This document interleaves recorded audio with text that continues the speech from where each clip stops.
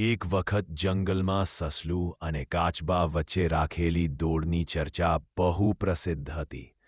સસલું ખૂબ જ ઝડપી દોડતું હોવાથી તેને પોતાના પર અતિશય વિશ્વાસ હતો. બીજી તરફ કાચબો ધીમો હતો, પરંતુ શાંત અને સંયમિત. એક દિવસ સસલાએ કાચબાને ચીડવતા કહ્યું કે તું મારું શું સ્પર્ધા કરશે? કાચબાએ શાંતિથી જવાબ આપ્યો, સ્પર્ધા કરીએ. પછી જોઈશું કોણ જીતે છે. જંગલના બધા પ્રાણીઓ ઉત્સાહપૂર્વક દોડ જોવા ભેગા થયા. દોડ શરૂ થતાં જ સસલું ઝડપથી આગળ દોડ્યું. થોડી જ સમયે તે કાચબાથી ઘણું આગળ નીકળી ગયું. તેને વિશ્વાસ હતો કે કાચબો તેને ક્યારેય પકડી શકશે નહીં. આ વિચારથી સસલું એક ઝાડ નીચે આરામ કરવા સૂઈ ગયું.